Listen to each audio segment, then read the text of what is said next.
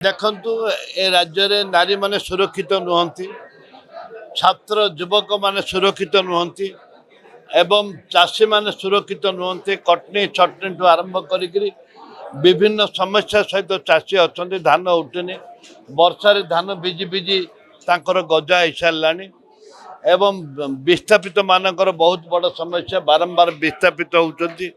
ତାଙ୍କ ପାଇଁ ସରକାର ସହଯୋଗ ନାହିଁ, ନା ଗଲା ସରକାର ନା ବର୍ତ୍ତମାନ ସରକାର ସହଯୋଗ ନାହିଁ।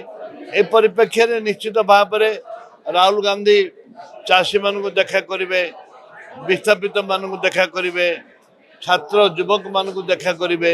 ବିଭିନ୍ନ ପ୍ରୋଗ୍ରାମ ଅଛି, ସେ ପ୍ରୋଗ୍ରାମରେ ନିଶ୍ଚିତ ଭାବରେ ସମସ୍ତଙ୍କୁ ଅନୁରୋଧ କରିବୁ, ଦଳଗତ ନିର୍ବିଶେଷରେ, ଜାତି ଧର୍ମ ନିର୍ବିଶେଷରେ ଆପଣ ରାହୁଲ ଗାନ୍ଧୀଙ୍କ ପ୍ରୋଗ୍ରାମକୁ ଆସନ୍ତୁ ଏବଂ ସେ ପ୍ରୋଗ୍ରାମକୁ ଯେମିତି ସକ୍ସେସଫୁଲ କରନ୍ତୁ, ଏଇଟା ସମସ୍ତଙ୍କୁ ଆମେ ନିବେଦନ ରହିବୁ। ନିଶ୍ଚିତ ଭାବରେ ଯେତେବେଳେ ବିଧାୟକ ମାନେ ମିଟିଂ ଅଛି ସେଇ ହିସାବରେ ଆମେ ସେ କଥା ଉଲ୍ଲେଖ କରିବୁ ଏବଂ ନିଶ୍ଚିତ ଭାବରେ ରାହୁଲ ଗାନ୍ଧୀକି ଆମର ଯେତେ ସବୁ ବିଧାନସଭାର କାର୍ଯ୍ୟସୂଚୀ ଥିଲା ଏବଂ ମହିଳାମାନଙ୍କ ପାଇଁ ସୁରକ୍ଷା ପାଇଁ ଲଢ଼େଇ ଚାଲିଥିଲା, ଏକଥା ବିଧାନସଭାରେ ଆମେ ଉଠେଇବୁ।